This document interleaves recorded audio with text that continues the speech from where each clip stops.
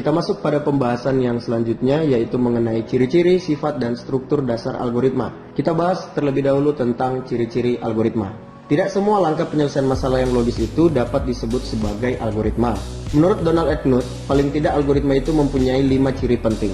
Yang pertama itu finiteness atau keterbatasan, di mana algoritma itu harus berakhir setelah mengerjakan sejumlah langkah proses. Jadi tidak boleh algoritma itu tanpa batasan.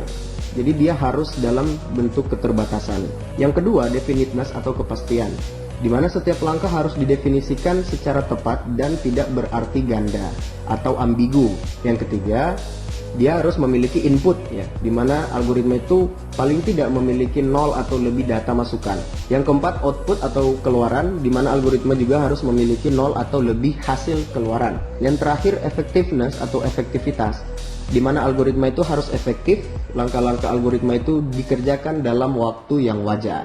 Nah, selanjutnya sifat dari algoritma itu, yang pertama, dia tidak menggunakan simbol atau sintaks dari suatu bahasa pemrograman tertentu. Yang kedua, dia juga tidak tergantung pada suatu bahasa pemrograman tertentu.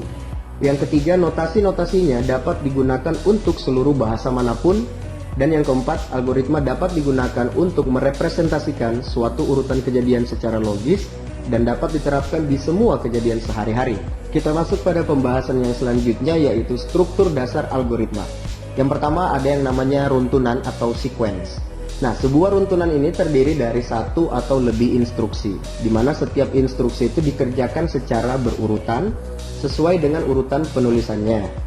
Yakni sebuah instruksi itu dilaksanakan setelah instruksi sebelumnya sudah selesai dikerjakan. Urutan dari instruksi ini akan menentukan hasil akhir dari suatu algoritma. Bila urutan penulisan berubah, maka mungkin juga hasil akhirnya berubah. Sebagai contoh, perhatikan operasi aritmatika berikut ini.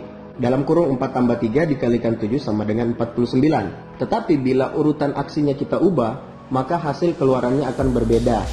Misalnya, kalau kita ubah 4 ditambah dalam kurung 3 kali 7, itu hasilnya adalah 25. Contoh lain dari runtunan aksi adalah algoritma penukaran dua bilangan bulat, yaitu yang pertama kita deklarasikan misalnya A, B, dan C sebagai bilangan bulat, lalu kita masukkan nilai A dan B.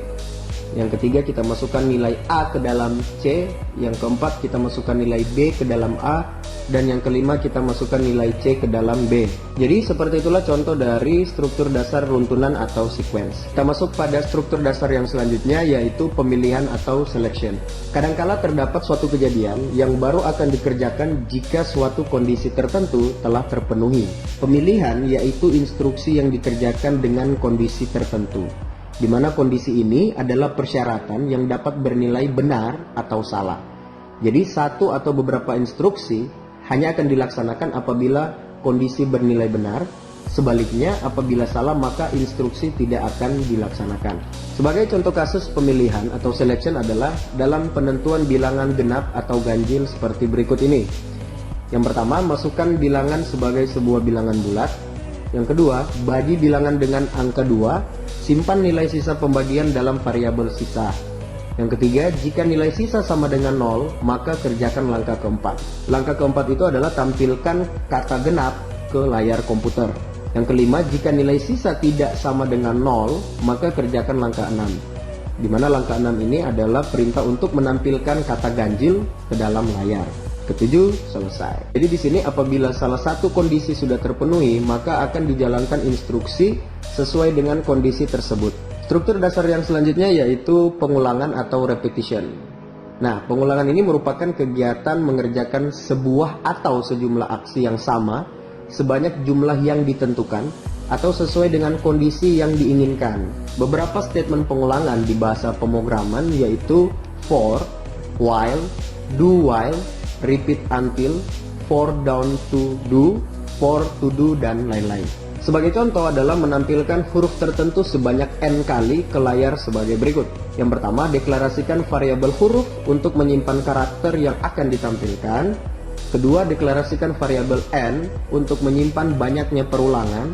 Yang ketiga, deklarasikan variabel counter yang digunakan sebagai counter perulangan yang sudah dilakukan. Yang keempat, masukkan sebuah karakter dan simpan dalam variabel huruf.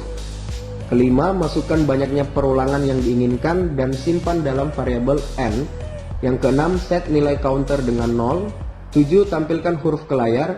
8. Lakukan penambahan counter dengan 1. 9. Jika nilai counter kurang dari N, maka dia akan mengerjakan langkah ke-6, yaitu men-set nilai counter dengan 0. Yang ke-10, jika nilai counter sama dengan N, maka selesai. Oke, sampai di sini dulu untuk video pembelajaran kali ini. Kita akan berjumpa lagi pada video-video pembelajaran selanjutnya. Sekian dan terima kasih.